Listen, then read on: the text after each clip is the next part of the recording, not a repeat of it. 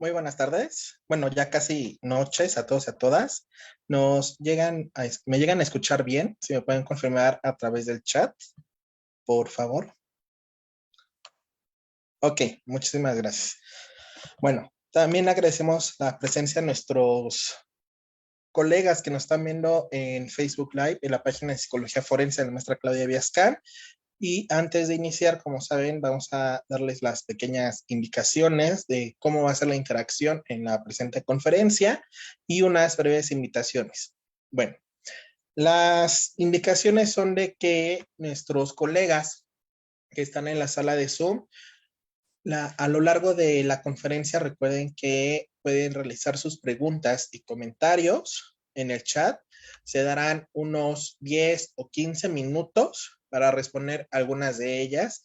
Y para nuestros colegas que están a través de Facebook Live, los pueden realizar en la sección de comentarios y estaremos pendientes de sus preguntas también.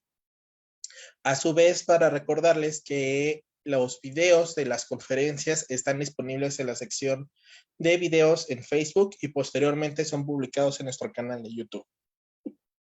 A su vez, comentarles que para quienes gusten participar en la sesión de Zoom directamente, aún tenemos lugares.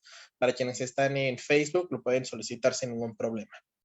Y bueno, ya conforme a lo anterior, pues les queremos hacer unas breves invitaciones y la primera de ellas es a nuestro curso presencial que vamos a tener en el mes de marzo, el 5, domingo 5 de marzo.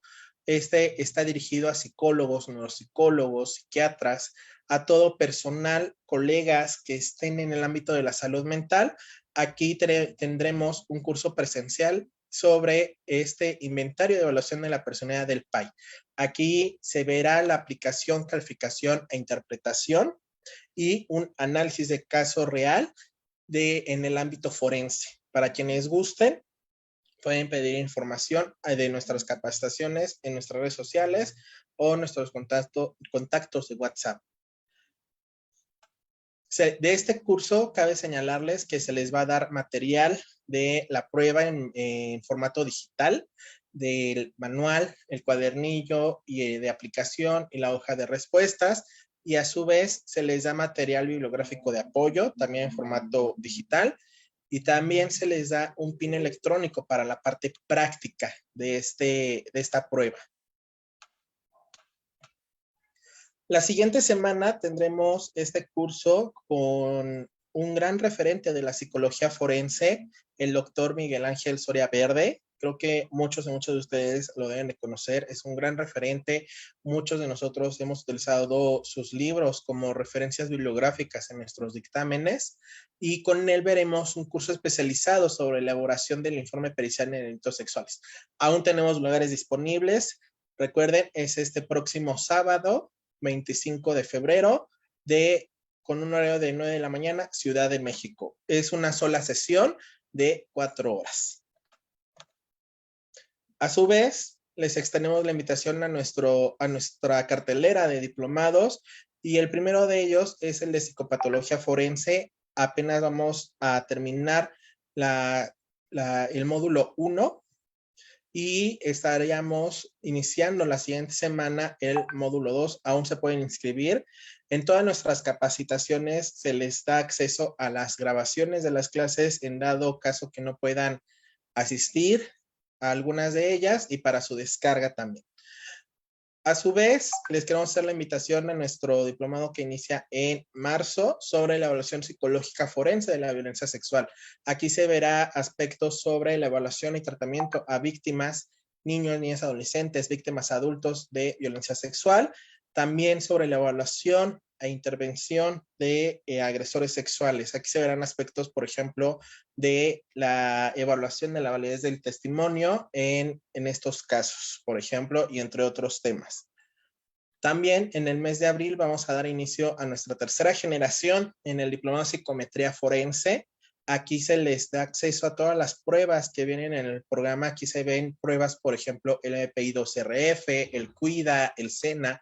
Aquí se ve desde su aplicación, desde su interpretación y de su administración y calificación. También se ve sobre en qué casos forenses, o en qué casos forenses pueden ser recomendables algunas de estas pruebas si es para agresores o para víctimas. Daremos inicio el 22 de abril. Y bueno, ya para terminar con estas invitaciones, cabe recordarles a nuestros asistentes en Zoom de que los micrófonos se encuentran cerrados, por lo que a lo largo de la conferencia les pedimos que realicen sus preguntas porque vamos a tener un corto tiempo de 10 a 15 minutos para responder algunas de ellas, y también para nuestros colegas que nos están sintonizando a través de Facebook Live, en la sección de comentarios pueden ir realizando sus preguntas y estaremos pendientes de ustedes. Y bueno, de antemano les agradecemos su presencia el día de hoy, y también le agradecemos al doctor Santos Fortunato Huitzil Ramírez para dar esta conferencia y el interés en colaborar con nuestra institución. Él es licenciado en Derecho, es maestro en Derecho Fiscal, doctor en Derecho, fue agente del Ministerio Público de la Federación, adscrito a la Unidad Especializada en Investigación de Terrorismo, Acopio y Tráfico de Armas de la Fiscalía Especializada en Materia de Delincuencia Organizada, FEMDO, de la Fiscalía General de la República en la Unidad de Litigación en el nuevo Sistema Penal Acusatorio, de enero 2009 a 2022, y es catedrático en universidades a nivel nacional e internacional en materias de derecho constitucional, derecho mercantil, derecho internacional, administrativo, procesal constitucional a nivel licenciatura y maestría.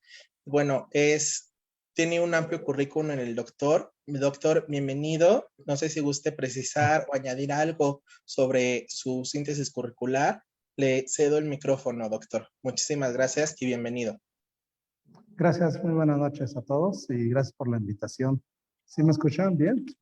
Sí, lo escuchamos muy bien, doctor. Ok, muy bien.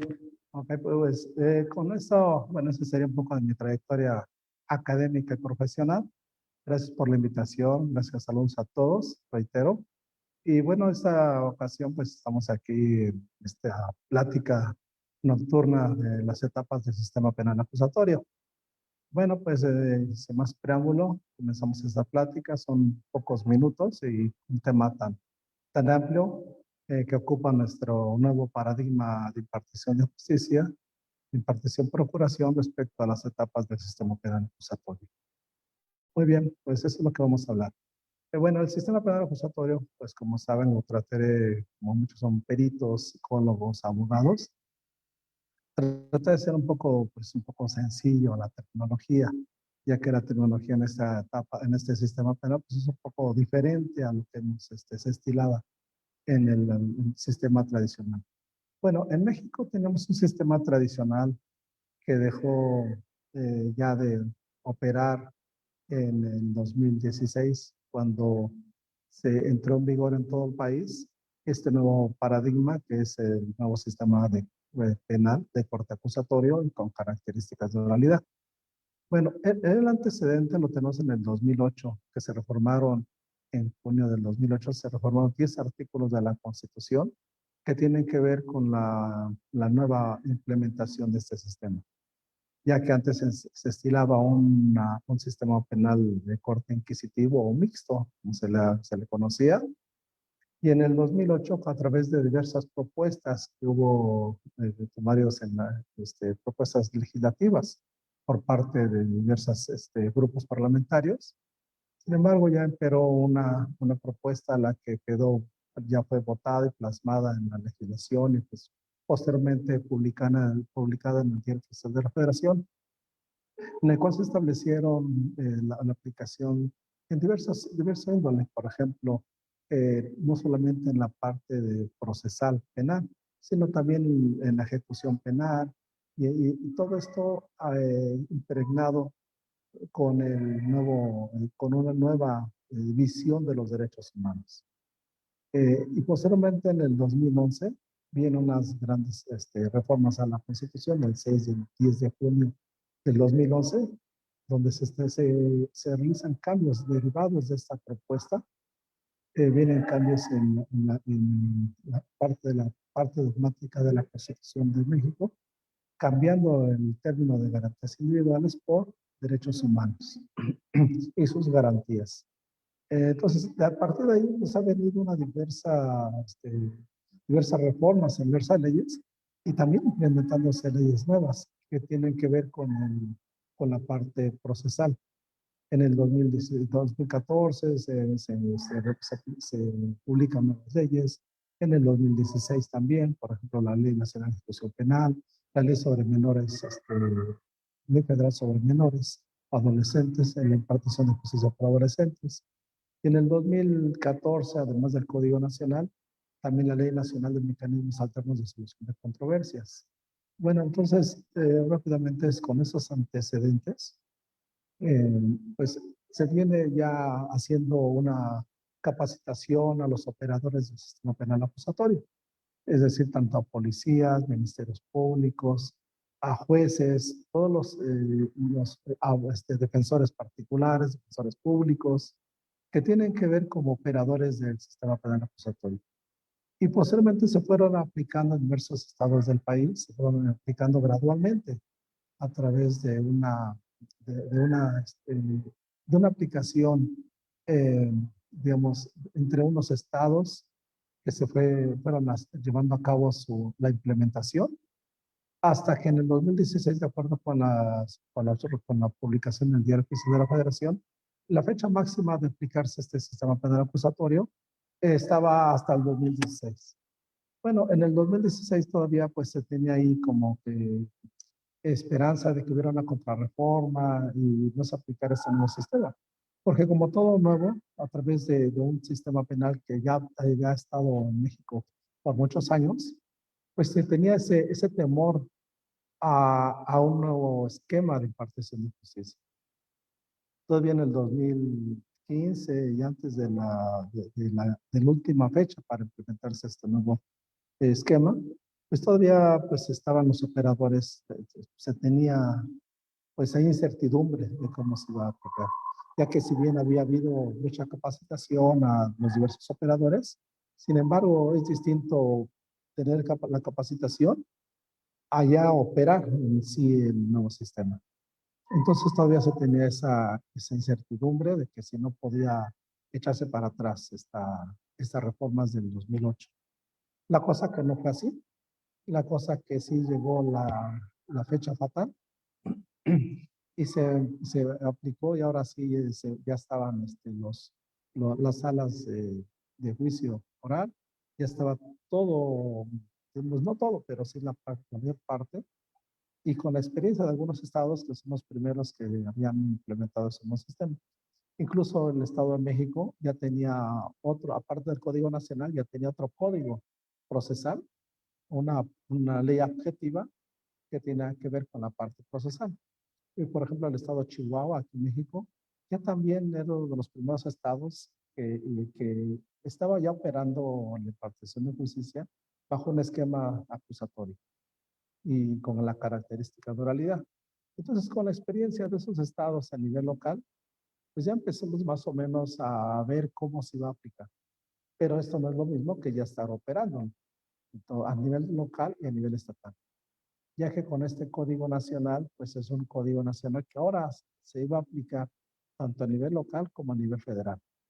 Entonces, un solo código, una ley objetiva que tenía que aplicarse, y para esto hubo reformas en el artículo 73 de la Constitución, en el cual se le dio facultades al Congreso de la Unión para legislar en el Código Nacional, y se iba a hacer solamente iba a aplicarse a materia local y a materia federal, este mismo código. Y bueno, entonces ya en el 2016, ya una vez que no hubo contrarreforma, no hubo marcha atrás, pues ya se empezó a operar. Con el temor, con la incertidumbre, con todas las dudas que lleva ya a operar un sistema que tiene que ver con la parte punitiva del Estado, pues entonces ya empezamos a operar. Y ahora, ¿cuáles son estas etapas? Bueno, el Código Nacional pues ya contempla prácticamente tres grandes etapas, tres grandes grupos.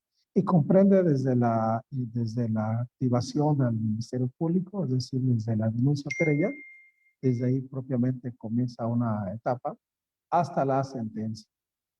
Entonces, esto es lo que va a incluir el Código Nacional, dejando fuera lo que está la ejecución penal. La ejecución penal, para eso se había derivado de esas reformas del 2008, se creó la Ley Nacional de Ejecución Penal. Esa tiene que ver propiamente ya cuando una persona ya es sentenciada, ya lleva a cabo la ejecución penal. Eso es otra etapa que no contempla el Código Nacional. Entonces, las tres etapas que contempla el Código Nacional, bueno, la parte ya procesal penal se divide en tres etapas. Esas tres etapas, con la característica de oralidad y con principios que van a estar contenidos como publicidad, tradición, continuidad, mediación. Y bueno, estos son 5 principios principales. Con esos principios es como se van a implementar en todas las etapas. Y esas tres etapas son la etapa inicial, la etapa intermedia y la etapa de juicio. La etapa intermedia, la etapa inicial a su vez se va a dividir en 2 fases. La investigación inicial o desformalizada y la investigación complementaria. Esas dos fases van a estar comprendidas dentro de la etapa inicial. ¿En qué consiste estas 2 fases? La investigación desformalizada, que tiene que ver prácticamente, si estamos hablando con detenido, es pues el tiempo que va a durar la persona detenida en flagrancia y va a ser puesta ante el Ministerio Público, y es la que va a durar máximo 48 horas y 1 minuto más. Sí puede ser menos, es decir, aquí puede ser en casos de adolescentes, bueno, está regido por la ley para adolescentes, pero máximo 36 horas ante el Ministerio Público. Y en caso de delincuencia organizada, esta etapa va a durar hasta otras 48 horas, es decir, 96 horas. Eso sí estamos hablando de una persona detenida en flagrancia. Entonces, esta fase desformalizada, investigación desformalizada, va a durar con detenido 48 horas, el tiempo normal de un estándar.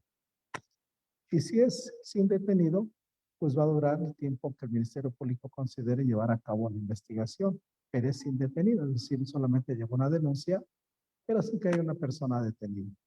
Entonces va a durar el tiempo que el Ministerio Público estime de recabar datos mientras no prescriba el delito.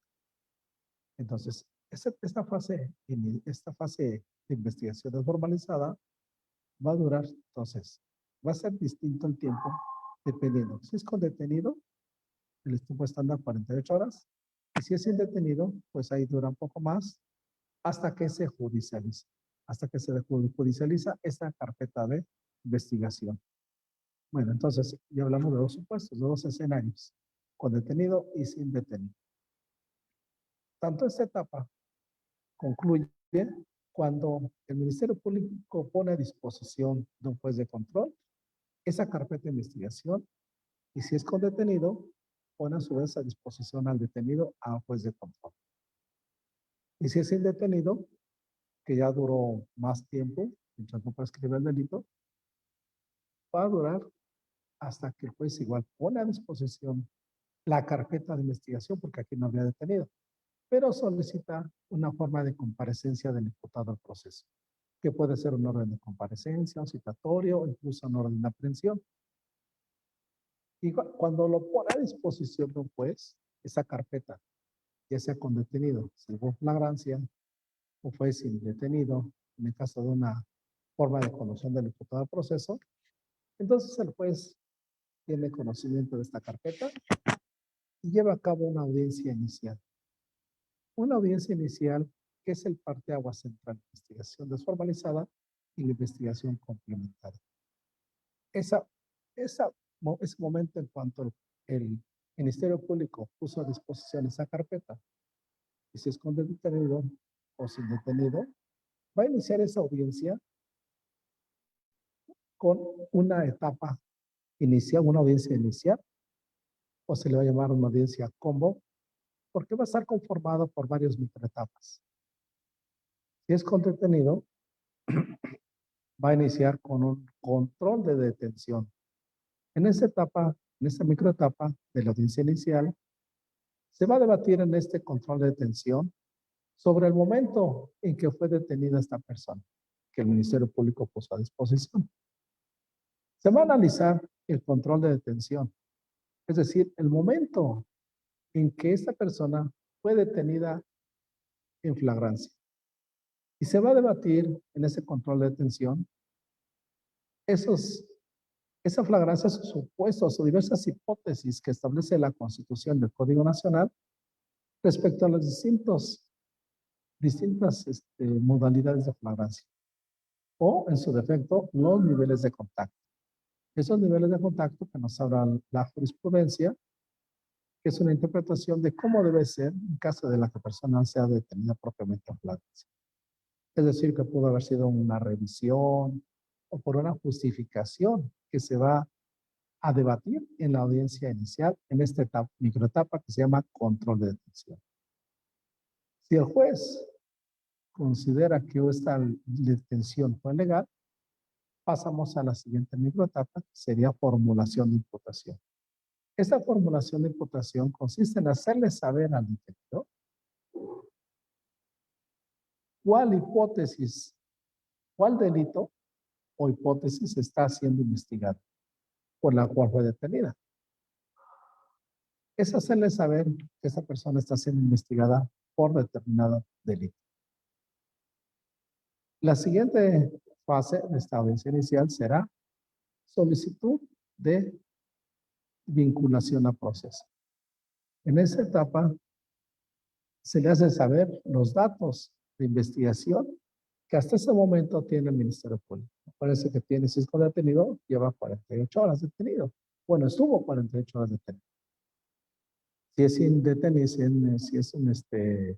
no es en flagrancia, entonces los datos que recabó el Ministerio Público cuando estuvo investigando. Entonces, la siguiente etapa sería solicitud de vinculación a proceso. Posteriormente sería imposición de medidas cautelares. Es decir, si ya el juez resolvió vincularlo a proceso, entonces esta vinculación requiere durante el tiempo de investigación complementaria imponerle algunas medidas cautelares, que máximo puede durar 6 meses. Y una vez que ya tenemos esto, lo posteriormente sería, o lo con posterioridad sería, el tiempo de investigación complementaria. Esta investigación complementaria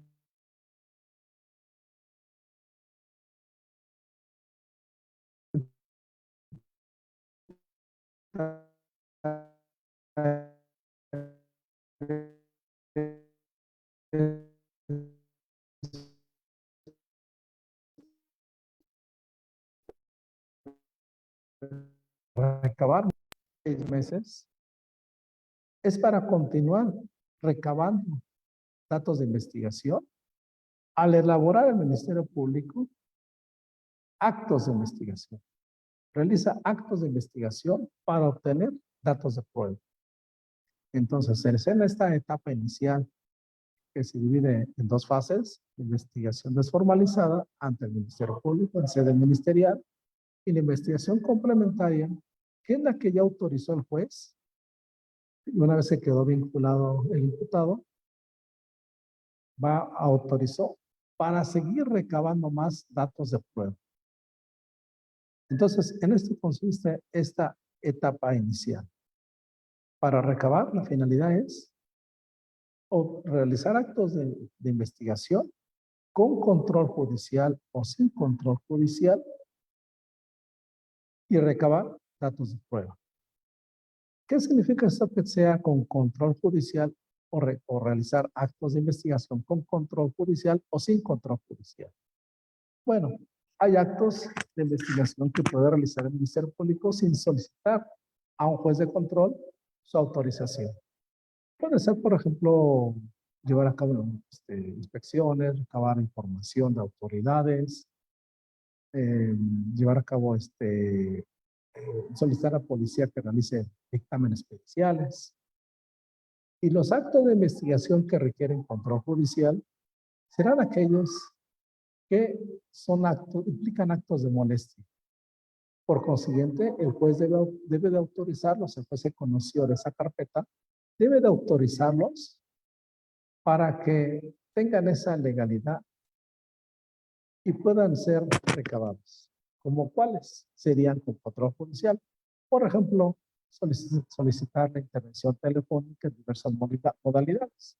Por ejemplo, solicitar extracción de un teléfono, ya que de lo contrario, si no se hace a través de una autorización juez, podrán ser actos ilícitos, es decir, actos que violentan derechos fundamentales. Por ejemplo, obtener información bancaria, o por ejemplo, exhumación de cadáveres, o por ejemplo, intervención telefónica, ya sea extraer información de un teléfono o intervenir en las líneas telefónicas. Estos actos tendrían que ser autorizados por un juez de control. Entonces, ¿para qué la finalidad? Para recabar más datos de prueba. Bueno, ¿cómo concluye esta primera etapa de investigación inicial? Concluye cuando el Ministerio Público, derivado de esta investigación, y que donde obtuvo datos de prueba, considera que sí hay al menos datos de prueba para continuar el proceso y llegar a un eventual juicio. Por consiguiente, durante el tiempo que el juez autorizó la investigación complementaria, hasta ahí terminaría la primera etapa de investigación inicial, de conformidad con el artículo 211 del Código Nacional, que nos señala estas 3 etapas. Y ahí concluiría. Una vez que concluye el tiempo máximo que el juez autorizó de investigación, ahí concluye. Después de esta fecha de término, el Ministerio Público tiene 10 días para presentar acusación ante este juez de control, el mismo juez de control. Y en esos 10 días, él redacta un formato que se llama acusación. En la acusación, pues está compuesto por diversos rubros, diversos campos o diversos 12 segmentos, en el cual se encuentra, por ejemplo, la individualización del imputado, individualización del abogado, los hechos por los cuales fue detenida esta persona. Esos hechos no van a variar, tienen que ser los mismos de los cuales el Ministerio Público recibió la denuncia. Esa denuncia que estaba establecida en el informe policial homologado y que el Ministerio Público por eso inició la carpeta de investigación. Entonces, esos hechos deben de estar en esta acusación. ¿Qué más? ¿Qué delito se cometió o por cuál delito se inició la investigación? ¿Cómo se cometió ese delito? Es decir, entramos a la teoría del delito, si forma, ¿qué fue delito instantáneo, permanente, continuo, continuado? ¿Cuál fue la forma de intervención del imputado? Si es de forma como autor o como autor o como coautor o diversas hipótesis o partícipe, es decir, diversas hipótesis de autor o de partícipe, ya sea un imputado o diversos imputados. El delito que se cometió, lo que solicita el Ministerio Público como pena, vienen los datos de prueba que recabó en la etapa de investigación del Ministerio Público. Y esos datos de prueba los tuvo que haber dividido el Ministerio Público en 4 grupos. ¿Cuáles son esos 4 grupos? ¿Cuál es el Ministerio Público? Okay. Eso pasa un poco más. Muy bien, gracias por el comentario. Muy bien, a ver, así se escucha mejor. Sí, doctor, bueno, se escucha bien. Ok, se me mandaron un mensaje que sacara más al micrófono. Bueno, espero que así ya esté un poco mejor. Bueno, ¿cuáles son esos 4 grupos el cual el Ministerio Público clasificó los datos de prueba o tuvo que haber clasificado, que a veces no se hace así? Esos 4 grupos tuvo que haber sido para acreditar el hecho. Es decir, que de hecho así sucedió, esta parte fáctica sí sucedió en la vida real, por eso lo va a demostrar en un juicio. El segundo grupo de datos de prueba tiene que ver con la participación, acreditar la participación del imputado o la autoría en ese hecho, o sea que él sí lo cometió. Esa es la pretensión del Ministerio Público, ¿verdad? El tercer grupo de datos de prueba que tuvo que recabar, llevar esos actos de investigación, es para, en su caso, solicitar la reparación del daño, es decir, cuantificar la reparación del daño. Y un cuarto grupo de datos de prueba que tuvo que haber realizado el Ministerio Público es para la individualización de la pena.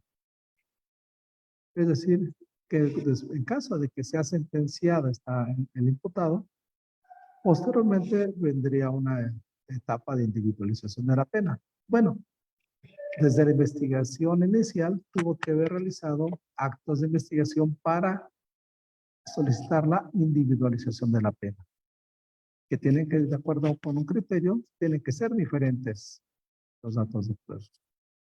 Bueno, para la individualización de la pena. Bueno, este tuvo que haber sido el trabajo del Ministerio Público, clasificar esos datos de prueba para esos cuatro grupos. Al menos para los tres, porque no siempre hay para la reparación del daño. Es un delito de resultado formal. Ahí no hay una víctima o ofendido individualizado, sino sería la sociedad en general. Si es un delito de resultado material, es decir, que normalmente en estos casos hay una víctima ofendido o individualizada. En esos casos tiene que solicitar la reparación del daño, que cuando se sentencie, ahí va a venir la reparación del daño, ¿va? Bueno, entonces, regresamos a esta etapa intermedia, que inicia con la acusación que presenta el Ministerio Público, y esa acusación es un documento en el cual vienen todos los datos de prueba, que en este caso en la acusación se van a denominar medios de prueba. Datos de prueba en la primera etapa, en la investigación inicial, y en la intermedia, pues, comienza con la acusación y termina con el auto de apertura juicio oral, que vamos a ver esa parte. Eso comprende la etapa intermedia. Esa etapa intermedia, a su vez, también se va a dividir en dos fases, así como la etapa inicial, ¿no? ¿Cuáles son esas dos fases que también se divide la etapa intermedia, de conformidad con el artículo 211 del Código Nacional? También se divide en dos fases, una va a ser escrita y una fase oral. La escrita, pues ya como adelantamos, inicia con ese escrito de acusación, ¿verdad?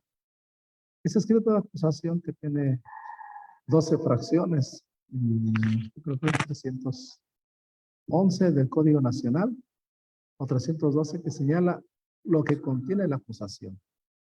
Y van a estar aquí en este escrito de acusación, que con el que inicia la fase intermedia, se van a encontrar todo lo que recabó el Ministerio Público.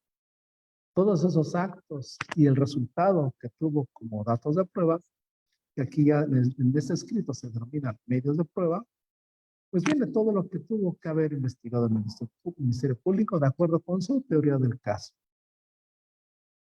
Viene, es decir, viene todo lo que le perjudica al imputado como lo que le beneficia al imputado. El Código Nacional es expreso en señalar que el Ministerio Público podrá incurrir en responsabilidades si es que no entrega todo lo que investigó a la parte contraria, es decir, al defensor del imputado. Por su parte, si es una defensa activa, el defensor público o el defensor particular, él pues todavía solamente podrá entregar lo que le beneficia a su defendido, ¿verdad? Pero el Ministerio Público tiene que entregar todo lo que recabó, tanto lo que le beneficia como lo que perjudica. Si él omite entregar en su momento, en su carpeta de investigación al imputado, al su defensor, incurre en responsabilidad. Entonces, todo lo que llevó a cabo de investigación en el Ministerio Público, en su momento le va a entregar todo. Bueno, una vez que entrega al Ministerio Público la acusación que él estimó que sí hay elementos suficientes para un eventual juicio y una sentencia condenatoria, entrega esa acusación al juez que conoció de esta carpeta.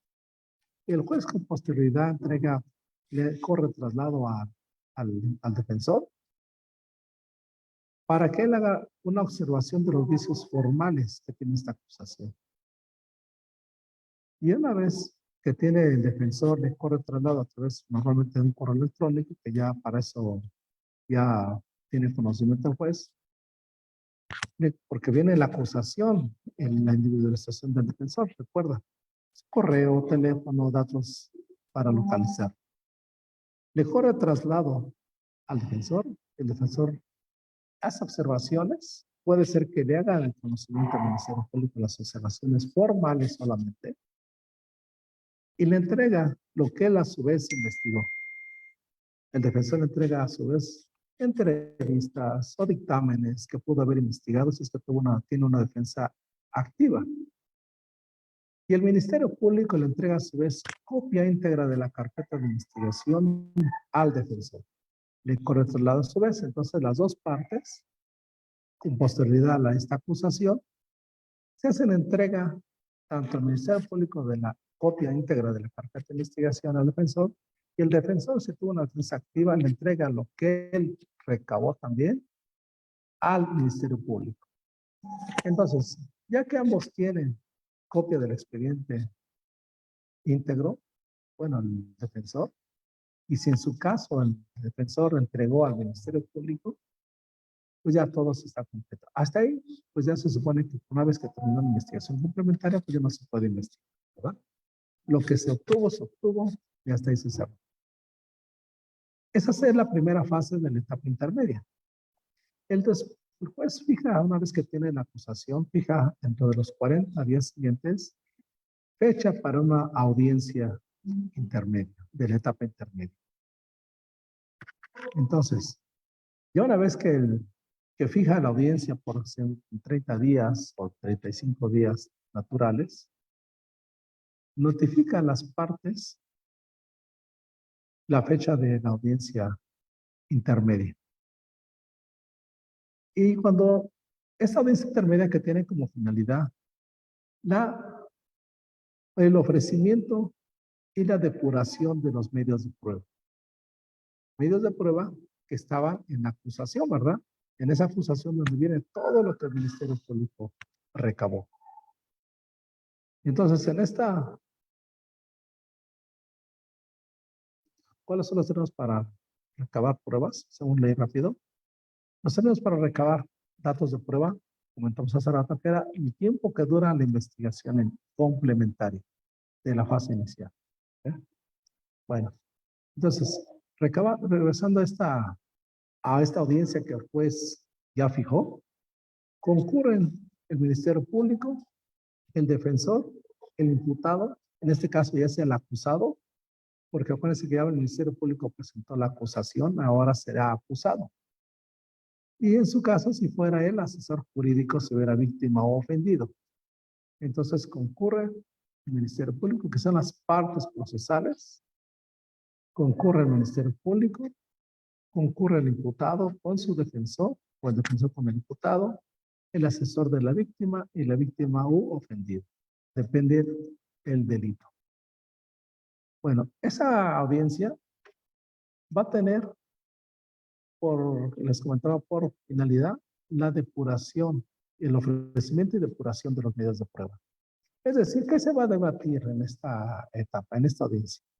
Se debe debatir cómo se obtuvieron esos medios de prueba.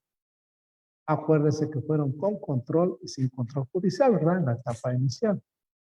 Bueno, se va a debatir cómo se obtuvo todos y cada uno de los medios de prueba. De conformidad con el artículo 99 del Código Nacional, si estos, para obtenerse, no violentaron derechos humanos. En caso que fueran ilícitos. Si son ilícitos en este momento, en esta audiencia se va a debatir. Si se obtuvieron ilícitamente, es decir, violentando derechos humanos, o se obtuvieron ilegalmente. Es decir, que no se hicieron conforme a la a la norma, conforme a a la legalidad. Por ejemplo, si el Ministerio Público tiene una confronta de personas, pues el Código Nacional nos dice cómo debe ser esa confronta de personas, los requisitos, cómo debe de hacerse.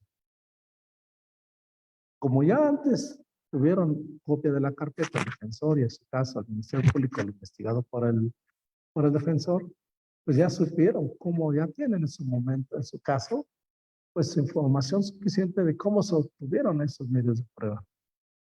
Entonces en esta audiencia solamente debatir sobre cómo se obtuvieron esos medios de prueba. Y entonces, ¿cómo comienza esa audiencia intermedia? Comienza con la acusación que presenta el Ministerio Público. El Ministerio Público va a presentar la acusación con la finalidad de llegar a un juicio, ¿verdad? Entonces, ese estilo también de los distintos jueces de distrito, federales, y ese estilo, algunos jueces dicen, bueno, como el Ministerio Público ya por otro lado de la acusación a la defensa, pues a veces quieren que sea una narración muy breve. O hay jueces incluso que dicen, no, vamos a omitir esta acusación porque el defensor ya conoce la acusación. O hay jueces que dicen, bueno, el Ministerio Público que refiera la acusación completa, ¿verdad? Ese estilo. Bueno, una vez que el Ministerio Público expone toda la acusación completa, toda la que en su momento presentó en forma escrita, ahora va a ser en forma oral. Hay jueces que permiten que solamente se lean segmentos de esta audiencia, de esta acusación. Hay jueces que son más laxos y permiten que se vaya leyendo. Pero normalmente pues ir viendo solamente apoyándose de algo de la acusación. Entonces se presenta la acusación y después entra el debate de cada uno de los medios de prueba que obtuvo el Ministerio Público. Las periciales, las testimoniales, las documentales. Entonces se va principalmente entonces a analizar la licitud y la legalidad y que esos medios de prueba sean pertinentes, suficientes y no sean sobreabundantes. Principalmente ese se va a debatir, ese es el debate que se va a llevar en esta audiencia. Y bajo los principios que ya establecen el sistema penal acusatorio, es decir, la contradicción, la inmediación, la continuidad, la publicidad, se va a llevar esta audiencia. En esas audiencias, pues tiene que ser siempre el juez de control, tanto en la fase inicial como la intermedia. Entonces, una vez que termina, que se debate cada uno de los medios de prueba que se obtuvieron en la etapa inicial, pues va a haber un filtro, es como un filtro, donde al final, pues se va a versar sobre los medios de prueba que sí pasaron digamos, este debate y que sí fueron realizados lícitamente, legalmente, que cumplan con la pertinencia, la suficiencia y no sean sobreabundantes. Y termina esta audiencia con auto de apertura juicio oral. Esta audiencia intermedia. En este auto de apertura a juicio oral, ya van a venir los medios de prueba que sí pasaron este filtro. Va a venir, el juez va a redactar este auto de apertura a juicio oral con los hechos, la indemnización del acusado, con su abogado, y los medios de prueba que sí pasaron ese filtro de legalidad y de licitud y que no hayan sido sobreabundantes, que sean pertinentes y suficientes. Tanto los que ofreció el Ministerio Público como los que haya ofrecido el defensor. Entonces, en este documento que es escrito, en ese momento lo lee el juez de control, que ya os repito, se va a llamar auto de apertura judicial, y ahí concluiría la etapa intermedia. Posteriormente les va a hacer llegar este documento, forma escrita, tanto al Ministerio Público como al defensor. Tienen muy poco tiempo para revisarlo, para ver si no tienen errores, que realmente han sido los números de dictámenes que ofreció y que fue admitido por el Ministerio Público. Tiene que revisar bien si son las cantidades, los pesos, los números de serie, por el caso de armas, porque pueden hacer observaciones al juez y decirle, señoría, hago esta corrección porque no fue este peso de narcótico o estupefaciente. Solicito que hagas la aclaración, porque yo ofrecí mi audiencia, mi acusación y en la audiencia ofrecí este número de dictamen. Sin embargo, en este documento que me acaba de llegar, me percato que hay algún error. Entonces, pues el juez tendría que corregir. Es muy importante leer con detenimiento este auto de apertura juicio oral que ya con posterioridad de la audiencia le llega a las partes, porque después no hay vuelta, no hay marcha atrás.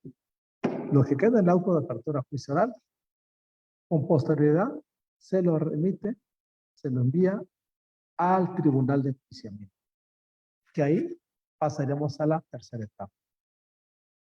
Una vez que le llega este auto de apertura juicio oral al tribunal de enjuiciamiento, pues ahí le llega, ahora sí será un juez distinto al que estuvo en las etapas anteriores, es decir, en la etapa inicial e intermedia, es el juez de control.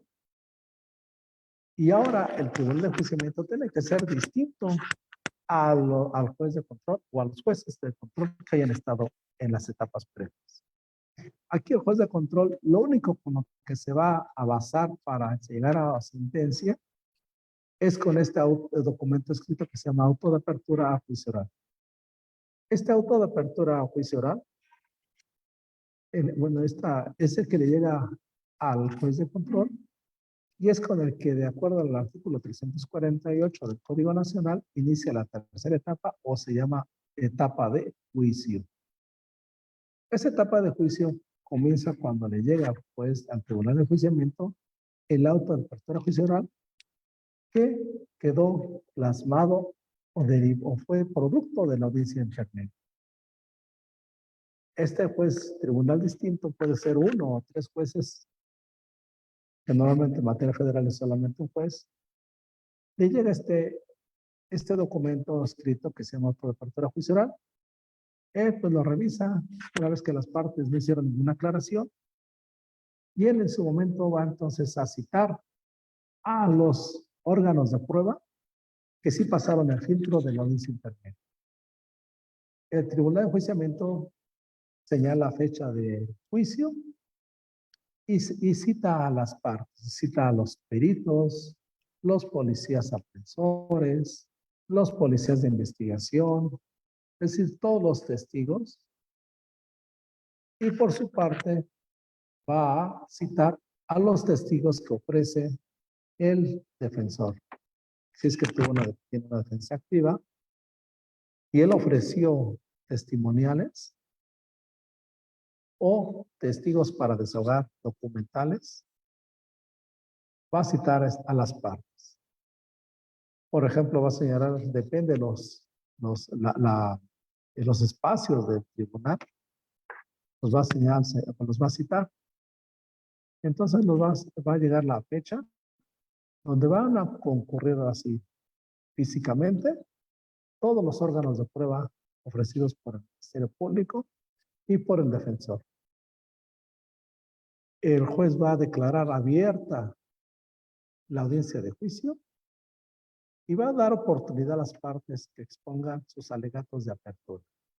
Primero va a ser el Ministerio Público quien va a ofrecer su alegato de apertura, es decir, lo que pretende hacer en esta audiencia de juicio, y con posterioridad el defensor sus alegatos de apertura. Posteriormente en esta misma audiencia vienen los desahogos de los órganos de prueba, ahora sí van a pasar al estrado todos los órganos de prueba, y por parte del Ministerio Público pues va a acreditar que sí sucedió ese hecho en la vida real, ¿verdad? Y la participación del imputado al proceso. ¿Cómo lo va a demostrar? Con sus órganos de prueba, con sus testimoniales, con los elementos aprensores, con los peritos, y va a solicitar que se incorporen los indicios como prueba. va a darle oportunidad a las partes que ofrezca, que se desahogue a través de un interrogatorio, contrainterrogatorio, reinterrogatorio y recontrainterrogatorio. Entonces, bajo esos mismos principios que he hablado, de contradicción, publicidad, mediación, etcétera, cada uno de los órganos de prueba va a estar desfilando. El juez va a estar, ahora sí, bajo el principio de mediación, va a estar viendo si dan información de calidad cada uno de esos órganos de prueba y derivado de lo que ofrezca primero el Ministerio Público y con posterioridad a la defensa, porque es facultad de ellos designar cómo va a ser el desfile de sus órganos de prueba, es decir, quién va a pasar primero, quién con posterioridad. Y una vez que llega el desahogo de esos órganos de prueba y la incorporación de pruebas, viene un segmento que se llama alegatos de clausura. En esos alegatos de clausura viene un resumen de lo que cada uno de los órganos de prueba vertió en su testimonial con la finalidad de acreditar el hecho, acreditar la responsabilidad, la reparación del daño. Hasta ahí nada más. El juez, una vez escuchando lo que vio ante su presencia con el desfile de los órganos de prueba y con los alegatos de clausura, el juez va a dar un fallo. Puede ser que ese día o al día siguiente va a dar un fallo. Ese fallo va a ser absolutorio o condenatorio. Y si es con absolutorio, pues va a decretar la libertad del imputado y el levantamiento de las medidas cautelares que las cuales tenía durante todo el proceso penal. Independientemente de que se presente una apelación por parte del Ministerio Público, puede ser una revocación, pero con posterioridad. Si es un fallo condenatorio, entonces va a citar para una individualización de sanciones. Puede ser con un día al día siguiente o 2 días después, dependiendo de la carrera. ¿En qué consiste la individualización de sanciones? Bueno, esta consiste ahora sí en individualizarle la pena. El día que hoy fue el fallo, ya sabemos que esa persona fue condenatoria, un fallo condenatorio. Bueno, en la individualización de sanciones, se va a otra vez a llevar un alegato de apertura, desfile de órganos de prueba, si es que los hay. ¿Se acuerdan que en la etapa inicial tuvo que clasificar el Ministerio Público o llevar a cabo, recabar datos de prueba para la individualización de la pena, ¿verdad? Bueno, en esta etapa sí es que es condenatoria. En esta etapa es cuando viene el desahogo de esos órganos de prueba para la individualización de la pena. Viene esta audiencia de individualización de la pena, es decir, para imponerle el quantum de la pena, porque el delito tiene un mínimo y un máximo. Por ejemplo, robo de 5 a 10 años. Bueno, en esta audiencia de individualización de la pena es cuánto el juez le va a imponer como pena. 6 años, 7 meses y 4 días, depende los elementos con los cuales se individualiza la pena, que están en el 406 o 410 del Código Nacional, y ahora ya individualiza la pena que va a purgar esta persona. Ahora sentenciado, ¿verdad? Y ahora, pues ya hasta ahí terminaría. Bueno, no propiamente termina porque después vendría la apelación, amparo contra esa sentencia. Y una vez se queda firme la sentencia, ahora le pasa la batuta a un juez de ejecución penal. Y llega esa sentencia, una vez que la condición es que quede firme, es decir, que ya se hayan agotado los medios de defensa, apelación o amparo en ese momento, en su caso, y una vez que quedó firme, remite esa sentencia al juez de ejecución penal. El juez de ejecución penal ahora se le inicia un expediente que se llama cifra en materia federal, y él lleva a cabo la ejecución de la pena como última fase que contempla todo el esquema del sistema penal bajo una ley diferente, que es ley Nacional de Ejecución Penal, y él ve los términos en que se tiene que cumplir esa sentencia. Si tiene beneficios penitenciarios o no tiene beneficios penitenciarios. Por ejemplo, si tiene conmutación de la pena, cómo se va a reparar el daño que viene en la sentencia, la amonestación, el decomiso de los bienes, la sanción y la pena propiamente. Eso ya sería parte del juez de ejecución penal. Y además con posterioridad con posterioridad tendría beneficios preliminares como libertad anticipada o libertad condicional. Pero eso pues ya sería la última en la compurgación de la pena. Bueno, pues traté de dar rápidamente este bosquejo de las 3 etapas del sistema penal acusatorio, rápidamente los antecedentes y las características pues generales, tener un bosquejo, un esquema de las 3 etapas hasta la ejecución penal. Esto fue en forma muy sucinta, rápida. Como ven, pues cada una de estas etapas implica pues mucha información, implica mucho que hacer en la práctica, en la parte pues ya de litigación. Y pues por esta parte sería mi intervención. Les agradezco la atención y si hay una pregunta, con gusto les contesto. No, al contrario, doctor, muchísimas gracias. Ay, agradecemos muchísimo. Pues con los colegas de Zoom no hay, de hecho, usted ya no, le agradecemos muchísimo que las haya respondido conforme a la conferencia. Y en Facebook tampoco hay preguntas, doctor. Muchísimas gracias. Muy entendible y muy explícita su conferencia, doctor. Ok, bueno, pues les agradezco mucho. Pues tengan una excelente noche. Si no hay otra cuestión más. Y pues a sus órdenes. Mi correo es fortunato-h@hotmail.com. Por si hubiera alguna pregunta o algún material que requieran, pues con gusto. No, al contrario, doctor. Muchísimas gracias. Y bueno, hay muchas felicitaciones. Y una de nuestras asistentes comenta que justamente de este tema tendrá examen el día sábado. Muchísimas gracias, doctor. Al contrario, pues enhorabuena. Muchas gracias por su atención y permanencia en este atrevimiento que tuve de platicar este tema. Ok, muchísimas gracias, doctor. Que descansen y bonita noche. Gracias, bonita noche. Feliz noche a todos. Hasta pronto.